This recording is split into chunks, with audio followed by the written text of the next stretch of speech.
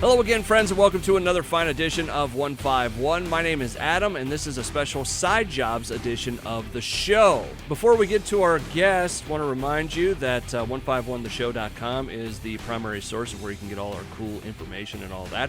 But don't forget, we are on Facebook, Twitter, and Instagram, all at 151theshow. And you can listen to us on Podbean, iTunes, Stitcher, Google Play, newly added to TuneIn and Spotify, and a whole mess of other platforms. You can also find us on YouTube as well. Again, if you missed any of that information, head over to 151theshow.com and it will show you the way. Joining me on the line today, he is the editor-in-chief of Gamezone.com. His name is Cade Onder. What's going on, Cade? Oh, it's just a very boring Sunday afternoon. For those people that may not know a lot about Gamezone, let's start there and then we'll dive into some of the video game news. Tell us a little bit about Gamezone.com. So it's kind of in the name. It's a zone for games. Really? Yeah. No shit. Yeah. It's great. We really got the marketing down. You go there for your news on games, trailers, announcements, drama, all that kind of stuff, reviews, editorials, everything you want from like a video game website. We've pretty much got it covered. Except World of Warcraft. Except World of Warcraft. I'll admit I don't keep up with that. Sorry, that's an off-the-air conversation we were having. No, it's a cool, easy-to-use website. Looks like you guys got pretty much everything covered. You're editor-in-chief of this thing. How many writers do you guys have for this website? So it's just me as full-time. I have one freelancer. Okay. And then I have a guy who used to be the former editor-in-chief many years ago, who also helps me out with like reviews and stuff from time to time. And then every now and then, especially like in the fall season, I'll bring in a couple other people to kind of help me carry the load with all those other big games and stuff that usually come out. So it looks like Gamezone.com is where you can find all the links to Twitter, Facebook, and all of that stuff. Yeah. Let's, you know what, Cade? Let's dive into this. The big story, it looks like right now, is the Fortnite versus the Apple App Store. And was Google Play a part of this as well? Yeah. Okay. I'll set you up with what I kind of know of this whole thing. The other day I saw a headline that it was something around the area of Fortnite sets perfect trap for Apple App Store, or something along those lines. And I was like, What is going on here? So it's crazy. Okay, fill us in. What's going on with Fortnite versus Apple? Off the top, like Apple or Fortnite, Epic Games, the developer of Fortnite, is suing Apple, which is crazy.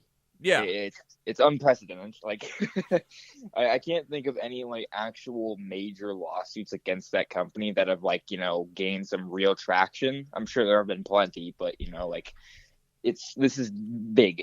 It's probably always been like third-party developers or something. Yeah, like exactly. That, right? Yeah, small fish. Yeah, nothing of this scale. And the reason is Epic has a very big bone to pick with like a lot of platform holders. I don't think they're going to go after like Microsoft and Sony because that would be killing themselves basically at that point.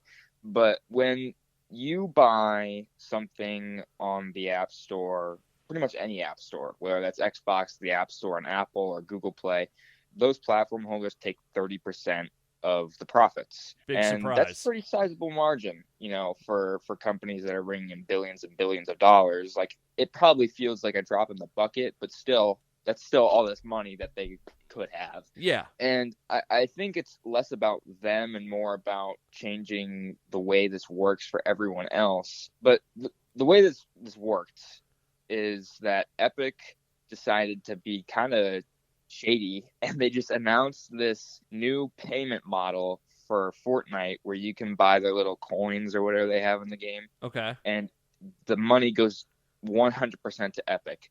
I'm not sure exactly how that worked, but it was a way where you could buy it directly through them and no one else got any of the money. By doing that, they could actually make the coins in the game cheaper to buy because they didn't have to, account for the cut that they would give Apple or whoever. Yeah. Within hours of that announcement, Apple pulled Fortnite off the App Store, and then Google did the same. And pretty much immediately, Epic Games was ready with like a 65-page lawsuit. So they were preparing for this. Like, they were ready. They knew something was going to happen. Oh, yeah. Okay. And they've always, like I said, had a bone to pick with like Apple and stuff. They really do not like it. So I think this was like a very coordinated move to like screw Apple. And after they did that, they announced a little lawsuit on their Twitter. I've never heard of companies announcing lawsuits on Twitter, but whatever. It's new. They then went into Fortnite and started screening the 1984 Macintosh ad. Have you ever seen it? Is that the one where it's like someone running through a dystopian future type thing or something? Yeah. They throw something at the screen and it breaks. Yep. And they're like freed. Yeah, so they started screening a Fortnite version of that ad where it's a Fortnite character basically saying "F Apple," and it was like, I've never seen anything like it. Yeah.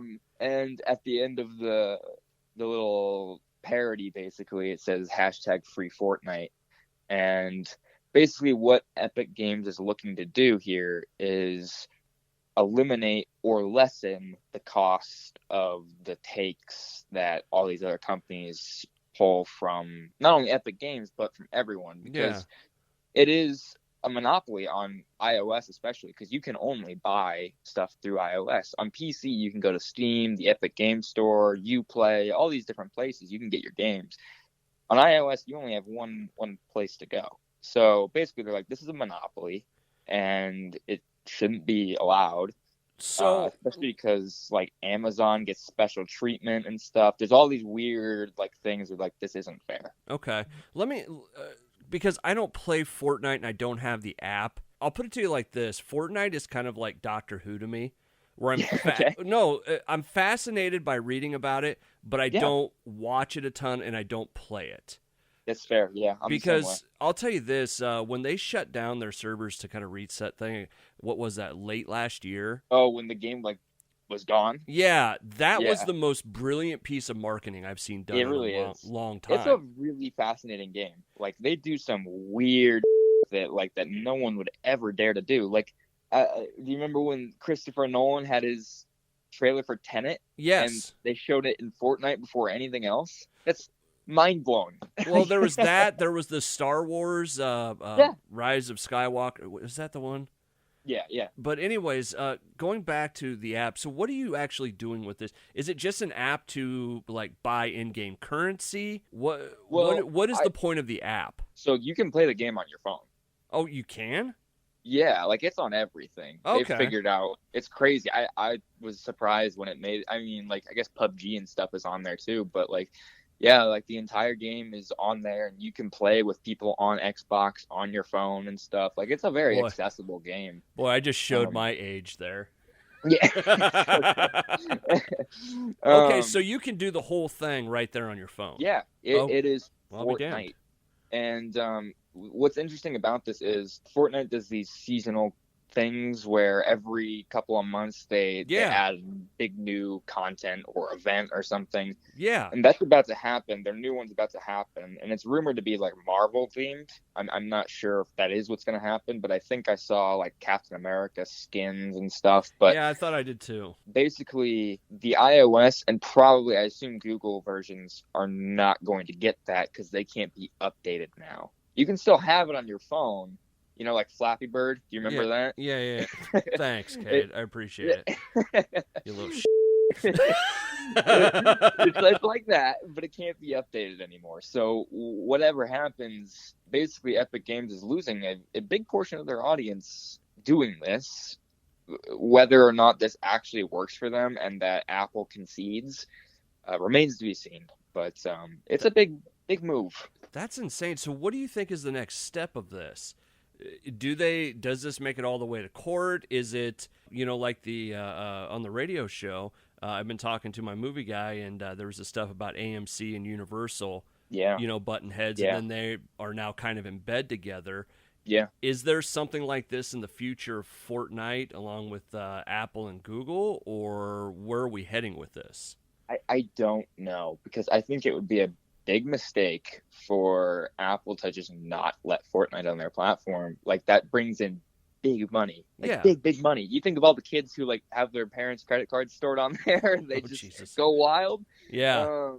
A weird market to lose, but at the same time, I think in the lawsuit it said like Epic Games is not seeking any sort of special treatment. This needs to be like a universal thing for everyone. So they're essentially the ones who drew the line. Yeah, and it seems like, because they hold the cards in a way. They hold enough of the cards, I guess I should say. They don't hold all of them, but they can definitely be the ones that make a push. Whether or not like any legal action gets involved, I think it's still like a big publicity thing that anyone will look at Apple and Google and all these other platform holders and be like, huh, maybe we should be thinking about this, or, there should be, I think maybe other developers, like bigger ones, will maybe think about it, and, you could see something happen within the next year, I think. I don't know if that'll happen, but I think it's a possibility. You got to think that if you're downloading it through there, you would almost think that that Epic would have a way to download it just straight from their website, onto your phone. Yeah. Like to circumvent the app stores and just, hey, go to the website and you can download the app here. I feel like that would be like more something that you could do with like Google and Android, but iOS is such like a locked thing. Yeah, Apple is so protective of their phones and stuff, their computers, that they have to like single-handedly pretty much approve everything. Like, they are very, the whole thing of Apple is like the prestige, the premium, they don't want that ability to just be able to download anything on there. I'll tell you this, and this will show my age again, but I can remember no, I'm serious. When iPhones and iPads and stuff started coming out, it was a status symbol. Yeah, exactly. And I think they want to keep that, if I was to guess. But I'm going to go out on a limb here and say that it's not as cool for someone to say I have the new iPhone as it was 10 years ago. That they've lost some of that momentum, right? Yeah, I think within like the first, couple of months, that's probably a cool thing to say. But everyone's kind of like, you watch a YouTube video if you're interested enough to seeing what's new, and you're like, okay, I'll get that when like it's reasonable for me. Yeah. But I do remember like the big lines. Like, it was an event when a new iPhone dropped, and now since they're yearly, it's kind of like, okay. I know a guy. I know a guy that used to work in the company I was with. He would pay people to go stand in line to get the new iPhone for him. No shit.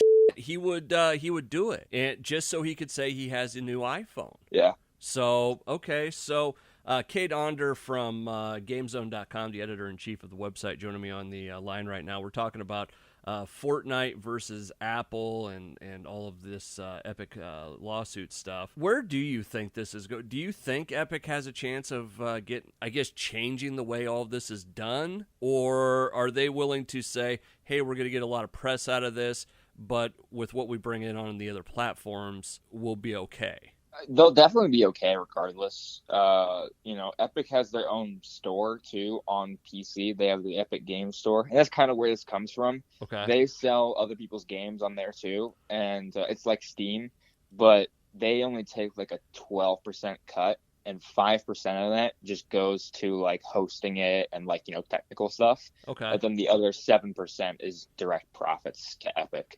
So I mean that's a pretty fair deal, and a lot of developers have kind of gone like, okay, we'll put our game on your service, but not on Steam because we're gonna get a bigger take. Yeah. Well, there's a business side really to it. Yeah, exactly. So they've been kind of setting the groundwork for this for a while, and Epic will be fine, whether it's through Fortnite or a lot of video games run on the Unreal Engine, which is their proprietary engine that games are built on. They just showed off, I think it was Unreal Engine 4 or 5, which other one is newest, and that'll be using PlayStation 5 to power a lot of games. They had this like almost Tomb Raider-y looking demo a couple months ago. So they're going to be just fine, is what you're saying. Oh yeah, like they'll be fine. Yeah, but what's interesting is I don't know if you heard about this, but I think it was 2 weeks ago, Donald Trump he put an executive order out to basically axe dealings with the company that owns TikTok. Yeah, I'd heard about it, but I'll be honest with you. The meme that sums it up best for me is the Morgan Freeman Shawshank Redemption. I don't give a Yeah. Well, like I was like TikTok. I don't care. But like, but what interested me at first is it's been since clarified that this won't be the case. But there was another company that was thrown in with this called Tencent, and they have like a major stake in like pretty much all of the big video game companies. Okay. They had a 40% stake in Epic Games. Oh wow. Or they still do.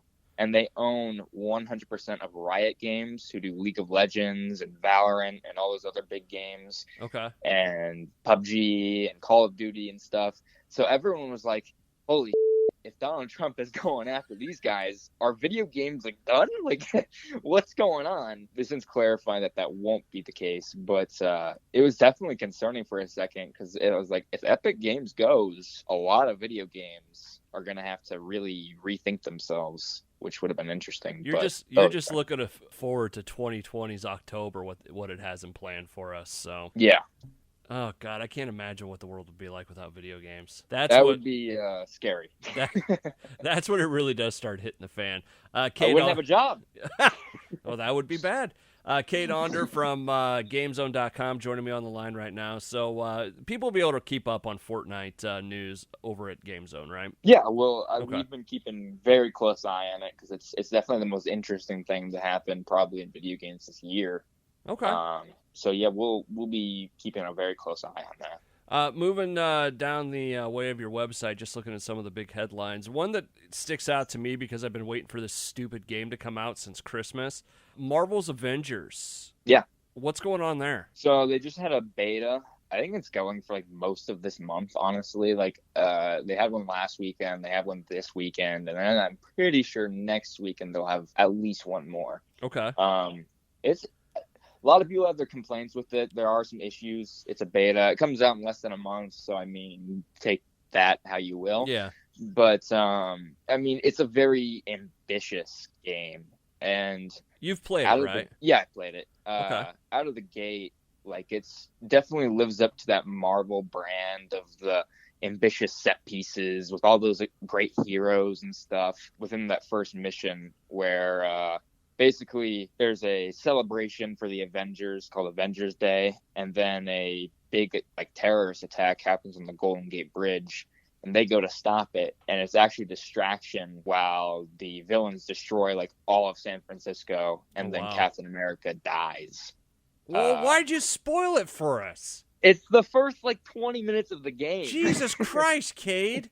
Here I am sitting waiting this stupid game to come out. It's in the trailer. I'm going to fire it up and be like, hey, Cap dies here in 10 minutes. Be ready. Get the popcorn, honey. It's literally been like the thing they've been pushing about the game, because like the foundation of the game is like that is the event that disbands the Avengers, and then they have to come back together. Okay. Does Cap come back as a zombie or what? Well, the interesting thing is they have like, you know, the skins in the game so you can change people's costumes. Okay. Every like time they've been like, and here's this skin pack. They put one for Captain America in there, and you're like, I thought he's dead. Like, obviously he's coming back. Like, yeah, they're not doing a good job of like making. It's like, you know how at the end of Avengers Infinity War, you're like, oh, everyone's dead, but they're definitely coming back. I kind of feel there's two things I think about with this game. One, I feel like it's the last kind of big game that'll come out on PS4. Yeah. And there's part of me that's like, if it's this big, why didn't you just wait till PS5 to put it out? It'll be on there. I know, but why wasn't it just going to be, let's just put it out on PS5 so when people see this, they're going to need to buy both? I imagine like part of it is like, well, there's just a big install base here. And if like, you know, you can get anyone to buy a Marvel game. It's got Avengers on it. Anyone will buy it. And most people have access to an Xbox or a PlayStation, like a current one. Yeah. So I imagine just like it's a business decision of, okay, well, it makes sense for us to capitalize on the current install base. Okay. But I wouldn't be surprised if over time you stop seeing this version of the game get updated and they're like, well, we just don't have the power. So go to the PlayStation 5 version to see it continue to expand. Okay. That's where you get your DLCs and all that? Yeah. Okay. Yeah. Son of a bitch. Now I got to buy a PS5. I'm not kidding you. Because I played Warcraft so much over the last couple years, I didn't get a PS4 until, God, probably about 2 or 3 years ago. Yeah. And I wasn't a big console guy. Now that I have it, then they're like, okay, PS5's coming out. It's like, you There's really like, it's really, if you don't get in that first 2 or 3 years, you're kind of just like, well, there might be a new one coming like really soon. It really is that. Is always, you don't. Like for me, my birthday and Christmas are right next to each other, so I could always do the, hey, just give me this for both the birthday and Christmas. Yeah, exactly. And you don't know if you want to waste it at that point. It's like, boy, if I waste it on this PS4, that PS5 might be coming out next year. So. Yeah. Good thing is that usually, like, it's usually hard to get like a PlayStation or an Xbox when they first come out because there's such limited quantity. Yeah. But the rumor is Sony wants to have 10 million PlayStation 5s on shelves this holiday season. Oh, wow. Because they're like, the demand is there. Like, usually they have like 5 million. They've doubled it because they're like, we need that stock. That, and from what I've kind of heard, maybe you can tell me for sure, the pricing of it isn't that insane to where you can have, let's do double what we did last time, and we know people are going to buy it because the price point is there. Yeah, they haven't locked down a price yet, and the rumor is for Xbox it's going to be $600. No one knows if that's for sure yet. You'll probably know by the end of the month. Okay. Because they need to start figuring it out. Yeah. Because they're coming out in November. And the PlayStation 5, like the cost to manufacture it is like $450. And a lot of times consoles are sold at a loss, but they could maybe go to 500 if they wanted to. Okay. But I don't see them going over 500 unless they're really ballsy. Like, okay. Well, but let me ask you this: if you had to pick one of them, and if this puts you in a corner because you work for a review site, if you were going to buy one of them, which one would you buy? Like if you had like hands down the PlayStation 5. Okay. Yeah, I had a buddy that he's actually Justin, who usually hosts a show with me. He is, he's always been a PlayStation guy or Nintendo, and all of a sudden, a couple weeks ago, he was saying, "I think I'm going to buy the new Xbox." I'm like, why now? at what point did you go, you know what? I'm just hopping off this whole PlayStation thing. And like, he had I've always been an Xbox guy, but like since they delayed Halo and stuff, like I'm just like, you're not selling me on this. Like it's going to be really expensive. And you don't have like any games out the gate that I'm like, I can only get that on the new Xbox. Like everything's going to be on Xbox One. So I'm like, I have no reason to go out and really get it. I will, but like, don't get me wrong, I'm gonna go buy it, but I'm gonna do it. But yeah. Cade Onder from Gamezone.com joining me on the line right now. Let's wrap up with wrap up the Avengers talk.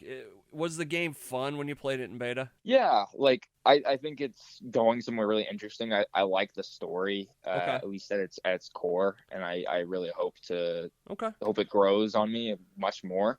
It's got really cool set pieces and stuff that you'd expect from a Marvel movie, which I like. And then the gameplay is pretty, every hero feels very diverse, which is great for a game like that. You don't want anyone to feel too similar to each other. The only thing I don't like is that it has that Destiny vibe where you have to get loot and stuff. But like, whereas in Destiny, when you get a cool piece of loot, you get that kind of serotonin in you, and you're like, oh, that's cool color, or like it looks cool on me. They don't have that in this game. Every piece of loot is like something to do with under your skin, like your ribs or your biceps. Oh. And it's bizarre. Like I'm like, I don't I don't like this. Like it's really only there to like boost your level and so that they can lock off content for you until you're a high enough level. So there's a grind, so you have to keep playing, which I'm not. Is it kind of is it open world at all, or you have little bigger worlds that you go between, and then you can kind of do a little bit of exploration within them, but not in the sense of like a Spider-Man or anything like that. Well, I really like that Spider-Man. That Spider-Man game is great, and I'm really excited for the one coming out on PlayStation. That's why I was like, I'll get the PlayStation 5 so I can play the new Spider-Man game. That's a direct sequel. The Miles Morales one is a direct sequel to the Spider-Man one that just came out, right? Yeah, it's not Spider-Man 2, but it's like a continuation of that story. Yeah. Because you got the Miles was in the end of spoiler alert, everybody. Miles was in the end of the last Spider-Man game, so it's just branching off that, correct? Yep. Okay, cool. Let's finish up with Halo today. Halo Infinite. Yep. Officially delayed to 2020 due to COVID. How the hell did this happen? You'd think with everybody stuck at home right now, you'd be like, you know what? Let's put this thing out, and I bet it sells like gangbusters. I don't think it's I think they really wanted to. That's part of the reason why like the PlayStation 5 is doubling its units, because they're like, everyone's stuck at home. Everyone wants something to play. Let's get more PlayStations out there. This was a cause of, well, they just can't do the high level production of Halo at home. You know, they're all stuck at home, and the wheels are not turning the way that they need them to be turning. Okay.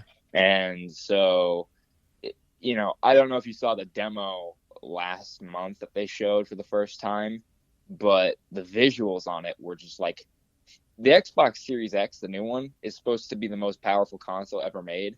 You could not tell me that by showing me that Halo demo. Like, it was pretty embarrassing. Oh, that's too bad. Because Halo's that's one of those franchises that's storied at this point. Yeah. There's been so much legendary. with it. Yeah.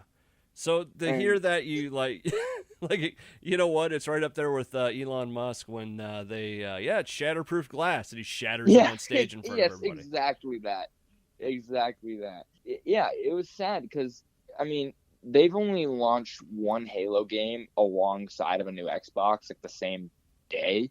And that was the first Halo. Okay. And so to go back to that with this game, and we're going to be like, okay, we're going to have a new Xbox and a new Halo. Like, everyone was so hyped for that. And they had been pushing this for a couple of years now, that was going to be what they did. Okay. And, now they have a new Xbox coming out, and they doubled down. They're like, yes, we're still releasing it this year. And everyone was like, maybe you just shouldn't. Like, so it was, disheartening, because that was kind of like, I was like, there's not too much pushing me to get the new Xbox, but I would like to play Halo. It'll be on everything, on every Xbox, Xbox One and Series X, but I was like, the best place to play it will be Series X, so why don't I? And then I saw that, and then I saw a delay, and I'm like, man, I don't even care. Like, at this point, who gives? Yeah. Did they say when it's gonna come out in 2021? They did not. Ooh, that's not good. Which is interesting, because I think summer would be a good time for them if they can get it out by then. I hope they're not rushing it, but like, summer is usually a pretty good window. Like, The Last of Us did really well this summer. Ghost of Tsushima, that other PlayStation game, did incredibly well. I think if they could like really sneak something in there in the summertime, it'd be great. But what's really frustrating is the new Xbox, it's not launching with any new exclusives. Halo was the only exclusive they had this year. They don't even have a Forza game, the car game. They don't have that this year. Wow. They don't have anything. They can't even be like, well, at least we got the car game. I'm like, you don't even have that. I don't know. Like, it's a mess. I was going to say, are they just releasing the new Xbox because PlayStation's got something new coming out? I'd have to imagine. Like, I'm pretty sure they announced the Xbox would be coming out this holiday before PlayStation, but I'm sure they just knew. Like, it's not hard to guess with these patterns usually. Like, it was about time. Okay. So I feel like, though, they would just be better off just waiting. Like, get all the bugs worked out. Yeah, exactly. Like, they have no reason to drop it right now. I mean, I guess the only reason I can see it happening, I think they would consider a delay, but the problem is they've made so many deals and commitments to developers and stuff that are like, marketing deals where, Assassin's Creed will play best on Xbox. Like, they have to do it now. Yeah. But it's definitely like a weird situation for them to be in. And it's even weirder because they kind of had a head start on PlayStation. Like, they've been thinking about this for a long time after they messed up Xbox One, that, they should have had this in the bag. But everything that could have gone wrong went wrong. And that's why they call it 2020. Yeah, exactly. It's unfortunate for everyone. You know what? Maybe they should just call it the Xbox Series 2020. They should. At this point, it'll be historical. It's a mess. Cade Onder, the editor-in-chief of Gamezone.com, on the line with me. As we wrap up, what do you guys got coming up here in the next week or two? Next week or two is, outside of like news and stuff, it's pretty dead. I won't lie. There's not a lot of games. Well, I was going to ask you what you're working on, but it doesn't sound like much. No, not really. I mean, like, during these kinds of times, I try to do like editorial pieces on stuff that's somewhat relevant. So I'll probably have some like commentary on Xbox and PlayStation, and maybe like some general informal pieces, like just trying to inform people, like a buying guide for Xbox and stuff. Well, don't forget the one that always comes out around Christmas. Here's the top 10 games you should buy this Christmas. Yeah, we're always doing that every year. Yeah, I don't like doing them, but you just have to. It's always one of those things. It's not that you can't do it. You just have to figure out a different spin on it. Yeah, it's definitely like I every year I'm like, I have to do this. I wasn't thinking about it enough, so I guess I'll just stick to my guns and just do the baseline. There you go. Never try for more, Cade. Yeah, I'm really not selling myself great here, but we do good stuff, I promise. You can find Cade's website, gamezone.com. Yeah. Now. Yeah. So, well, Cade, hey, man, I appreciate you coming on today. Gamezone.com. Actually, it is a really nice website. A lot of good stuff on there. Thank you. And you know your stuff. We like you. Thank you. I appreciate that. I'm always happy to come on. I like talking about video games. I got to get you on with Justin is who I need to get you on with. Yeah. I'm totally down. He, because my whole basis of video game is just Blizzard and World of Warcraft. He's the one who actually plays video games. But you know what? I went this whole time without saying anything about Red Dead. So hey, that's my favorite game ever made. So you want to talk Red Dead with? I'll go Red Dead for like 6 hours with you. I could do a whole show on Red Dead right now. Yeah. So yeah, that's a great game, man. All right, Cade, thank you so much, bud. Yeah, of course. All right, Cade Onder from Gamezone.com. We'll have links to their social media and website at the bottom of the page. This has been another Side Jobs edition of 151. My name is Adam. Don't forget to like, follow, and share us on Facebook, Twitter, and Instagram, all at 151 The Show. And make sure you're subscribing on Podbean, iTunes, Stitcher, Google Play, new to Spotify, new to TuneIn, and many, many others. Also, don't forget to hit that subscribe button on YouTube as well. For all of this information, just head over to 151theshow.com or thisstationswebsite.com. That's it for us. Have a great day.